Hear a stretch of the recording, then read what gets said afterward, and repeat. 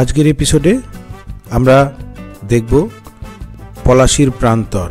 পলাশীর যে আমবাগানে পলাশীর যুদ্ধ হয়েছিল 1757 খ্রিস্টাব্দে, সেখানকার মনুমেন্ট। আর দেখব মায়াপুরের ইস্কন মন্দির। আপনারা দেখছেন আমার ইউটিউব চ্যানেল ট্রাভেল উইথ বাপি, সঙ্গে থাকুন। আগের এপিসোডে আপনারা দেখেছেন মুর্শিদাবাদ ভ্রমণ। কেমন লেগেছে অবশ্যই কমেন্ট বক্সে জানাবেন। আমরা বেরিয়েছিলাম বহরমপুর থেকে পলাশীর উদ্দেশ্যে গাড়িতে করে। 38 কিলোমিটার রাস্তা, কলকাতা থেকে 166 কিলোমিটার পরে। পলাশী যে বাস স্ট্যান্ড, সেখান থেকে একটু আগে ডান দিকে রাস্তা চলে গেছে, সামনে গেট আছে, আপনারা প্রথমেই দেখলেন। সেখান থেকে আরও 3 কিলোমিটার গেলে পলাশীর যে মনুমেন্ট, সেই মনুমেন্ট আসে। এইখানেই ঘটেছিল 1757 খ্রিস্টাব্দে সেই ভারতবর্ষের ইতিহাসের সবচেয়ে কলঙ্কময় ষড়যন্ত্র। রবার্ট ক্লাইভ হাত মিলিয়েছিল মির্জাফরের সঙ্গে বাংলার তরুণ নবাব সিরাজদৌল্লাকে গদিচ্যুত করার জন্য। সেই পলাশীর আমবাগানে এই যুদ্ধ হয়েছিল। আমবাগানের আম গাছ আর নেই। রানী ভবানীদের এই আমবাগানটি ছিল। শেষ গাছটি মারা যায় 1857 সালে। যুদ্ধ শেষে সিরাজ পরাজিত হয়ে মুর্শিদাবাদ চলে গেছিলেন। আর সেখান থেকে পালানোর সময় ধরা পড়ে যান। তারপরে মির্জাফরের পুত্র মিরনের হাতে নির্মমভাবে খুন হন সিরাজ। এই যুদ্ধে সিরাজের পক্ষে ছিল প্রায় 45,000 বাহিনী। তোপ, কামান, গোলা বারুদ সবকিছুই সিরাজের বেশি ছিল। রবার্ট ক্লাইভের সঙ্গে হাতে গোনা কিছু ইউরোপীয় সৈন্য এবং কিছু দেশীয় সৈন্য এইসব ছিল, এবং কয়েকটি কামান ছিল। কিন্তু দুর্ভাগ্য, সেই সময় বৃষ্টি আসে এবং সিরাজের যে গোলা বারুদ সেগুলো ভিজে যায়। অপরদিকে মির্জাফর সে যুদ্ধে অবতীর্ণ হয় না। সিরাজের শত কাকুতি মিনতি সত্ত্বেও মির্জাফর, যার প্রধান সিপা সালার, সে এই যুদ্ধে অবতীর্ণ হয়নি। মীরমদন আর মোহনলাল বীরত্বের সঙ্গে এই লড়াইয়ে অবতীর্ণ হয়। তারপরে তারা আহত হয়ে মারা যায়। কথিত আছে মোহনলালের মাথা কাটা, অর্থাৎ শির কাটা যে ধর, সে ধর ঘোড়ায় চেপে এখান থেকে আরও কয়েক কিলোমিটার দূরে রেজিনগরের কাছে এসে পড়েছিল। সেখানেই তার সমাধি আছে। আমরা মনুমেন্ট পার করে একটা বাঁধ, সেই বাঁধ থেকে আরও খানিকটা ভেতরে, প্রায় 400-500 মিটার ভেতরে, সেখানে যাচ্ছি। মীরমদন, মোহনলাল, এদের একটা স্মারক স্তম্ভ আছে। সেই স্মারক স্তম্ভ দেখার জন্য আমরা যাচ্ছি। খানিকটা গিয়ে একটা পুকুর পড়ে। পুকুরের ডান দিক দিয়ে রাস্তা। মানুষজন যারা চাষি, তাদেরকে জিজ্ঞেস করলে পাওয়া যায়। এই সময় দারুণ সর্ষে হয়েছে এবং গ্রাম বাংলার প্রকৃতির যে রূপ, সেই রূপ ফুটে উঠেছে। এই জায়গাটাতে বিশেষত্ব বিশেষ কিছুই নেই। আমরা ধীর পায়ে এগিয়ে চলেছি মাঠের মধ্যে দিয়ে।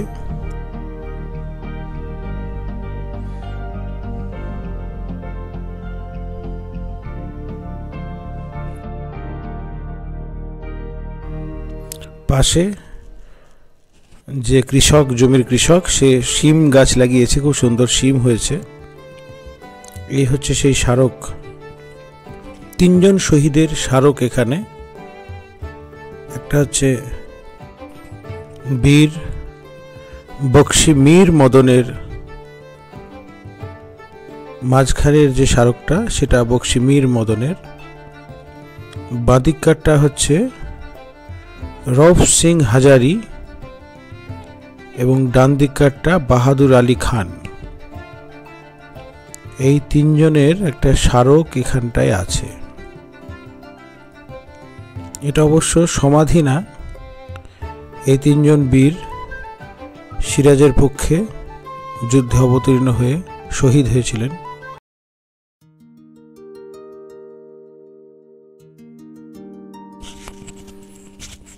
অনেকেই মনুমেন্টটা দেখে ঘুরে যান, এখান থেকে আর কয়েক পা এলেই এই সুন্দর জায়গাটা দেখা যায়। সঙ্গে গ্রাম বাংলার যে মেঠো পরিবেশ তার মধ্যে দিয়ে কিছুটা হাঁটাও হয়। সব মিলিয়ে এই ছোট্ট যে ট্যুরটা এটা খুব সুন্দর লাগলো, এনজয় করলাম। প্রত্যেক বাঙালিরই এখানে একবার আসা দরকার, অন্ততপক্ষে ইতিহাস সচেতন বাঙালির এখানে আসা দরকার। আমরা এখান থেকে যাব মায়াপুরের ইস্কন মন্দির। এইটা হচ্ছে সেই মায়াপুরের ইস্কন মন্দির। এখানে প্রবেশের জন্য কোনো টিকিট লাগে না। এইটা একটা নতুন মন্দির নির্মাণ হচ্ছে, নির্মীয়মান অবস্থায় আছে।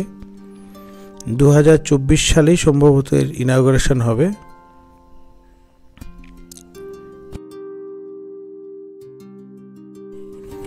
পৃথিবীতে যত আছে নগরাদি গ্রাম, হেতা হতে সর্বত্র প্রচার হইবে মোর নাম। পশ্চিমবঙ্গের পর্যটন চিত্রে মায়াপুর আজকে একটা নতুন করে জায়গা করে নিয়েছে। মায়াপুরেই জন্ম মহাপ্রভু শ্রী চৈতন্যের। গঙ্গার পূর্ব পাড়ে নবদ্বীপের ঠিক উল্টো দিকেই মায়াপুর। মায়াপুরের ইস্কন মন্দির এখন মায়াপুরের মূল আকর্ষণ। মায়াপুরে মন্দিরে ঢুকেই ডান দিকেই প্রভুপাদের সমাধি মন্দির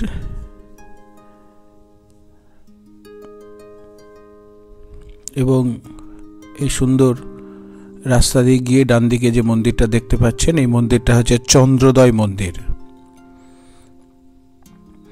এখন মূল গেট দিয়ে ঢোকার সময় যে মন্দিরটা নির্মীয়মান অবস্থায় দেখতে পেলাম সেটা টেম্পল অফ ভেদিক প্ল্যানেটেরিয়াম বা বৈদিক প্ল্যানেটেরিয়ামের একটা নতুন মন্দির তৈরি হচ্ছে, যেটা আকারে চন্দ্রোদয় মন্দিরের চেয়ে অনেকটা বড়। এখানে ছুটির দিন অসম্ভব ভিড় হয়। আমরা এরকম একটা ছুটির দিনে এসেছিলাম, অসম্ভব ভিড় ছিল। জুতো, ক্যামেরা, মোবাইল প্রভৃতি জমা দেওয়ার যে লাইন, সে লাইনে অনেকটা সময় কেটে গিয়েছিল। সে লাইন থেকেই চন্দ্রোদয় মন্দিরে প্রবেশ করার যে লাইন, আগে এখানে ভিড় হতো না সেরকম, বা এত লাইন দিতে হতো না। এখন অনেকটা সময় এই লাইন দিতে কেটে যায়। যাই হোক, আমরা বিকেলবেলায় গেছিলাম। চন্দ্রোদয় মন্দিরের ভেতরটা দেখে বেরোতে বেরোতে আমাদের প্রায় সন্ধে হয়ে গেল। এখন আমরা যে মূল মন্দির, অর্থাৎ যেখানে প্রভুপাদের সমাধি আছে, যেখানে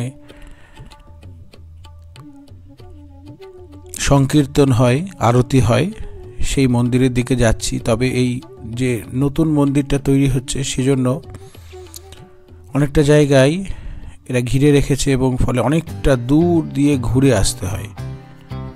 এখানে একটা মেলা হচ্ছিল, সেই মেলাটাকে আমরা পাশ কাটিয়ে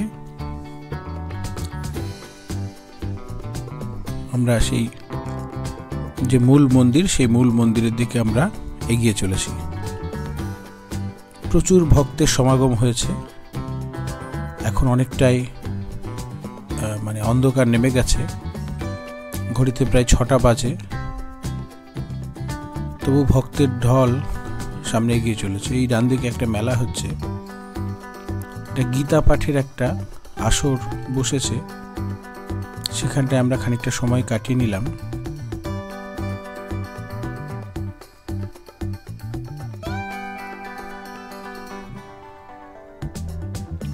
মায়াপুরে এসে সহজেই থাকা যায় এবং ইস্কন মন্দিরের 4টে বাড়ি আছে, শঙ্খ চক্র গদা পদ্ম, এই 4টে বাড়িতেই থাকা যায়।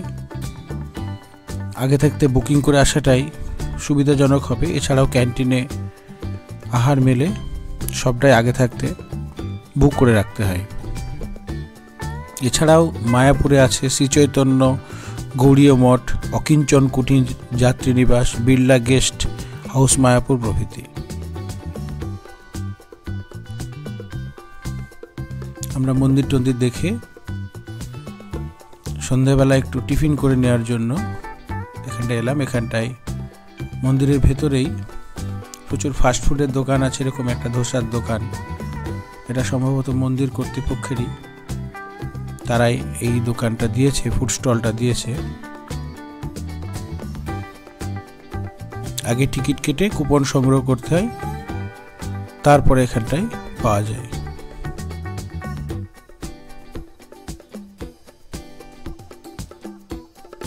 তবে ধোসা খেতে খুব একটা ভালো লাগেনি।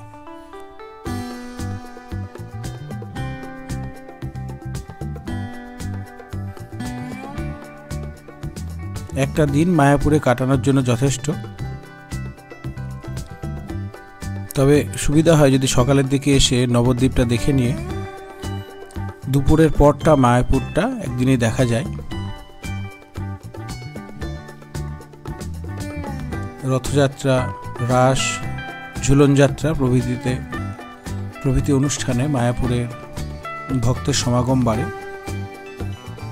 এর আগে একবার রথের সময় আমি এসেছিলাম, খুব ভালো লেগেছিল। রাত্রিবেলাতে এই চন্দ্রোদয় মন্দির, এটা অপূর্ব লাগে দেখতে। একদিন সময় করে যে কোনো একটা ছুটির দিনে সপরিবারে চলে আসুন, একটা দিন কাটিয়ে যান শ্রীচৈতন্যের জন্মভূমিতে।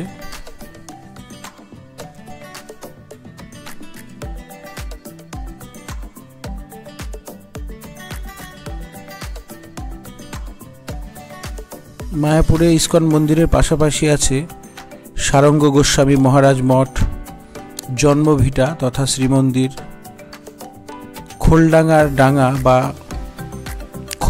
ডাঙ্গা বা শ্রীবাস অঙ্গন, অদ্বৈত ভবন, 29 চূড়া শ্রীচৈতন্য মঠ, শ্যামকুণ্ড শ্রীচৈতন্য মঠ, রাধাকুণ্ড, গোবর্ধন, বৃন্দাবনের তমাল বৃক্ষ, চৈতন্য লীলার প্রদর্শনশালায় মাসি ও মেশর মন্দির। একটু দূরেই বামনপুকুরে চাঁদ কাজীর সমাধিপীঠ তথা 500 বছরের গোলক চাপা ফুল গাছটি এখনো ভক্ত প্রাণদের দেখে নেওয়া উচিত।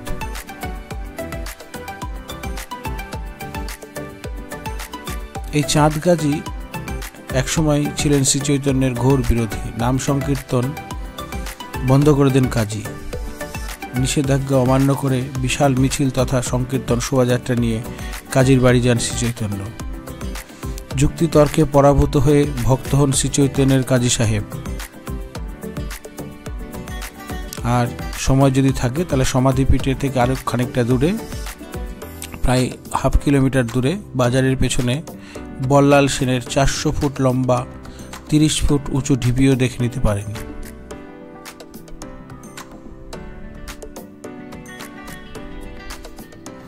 চন্দ্রোদয় মন্দির দুপুর 1টায় বন্ধ হয়ে যায়, তারপর আবার সন্ধেবেলায় খোলে। আর অন্যান্য মন্দির 12টা থেকে 4টে পর্যন্ত বন্ধ থাকে। পায়ে পায়ে 3 কিলোমিটার মোটামুটি হাঁটলেই সমস্ত মন্দির বা মঠ দেখে নেওয়া যায়, অথবা সুলভে টোটো ভাড়া করেও মায়াপুরটা একদিন ঘুরে নিয়ে দেখতে পারেন। শ্রীচৈতন্যের জন্মদিন ফাল্গুনী পূর্ণিমা অর্থাৎ দোল পূর্ণিমার দিন এলেও এই ইস্কন মন্দির চত্বর সেজে ওঠে। কেমন লাগলো অবশ্যই জানাবেন, ভালো লাগলে অবশ্যই চ্যানেলটা সাবস্ক্রাইব করবেন। পরের এপিসোডে থাকছে লালগোলা ভ্রমণ।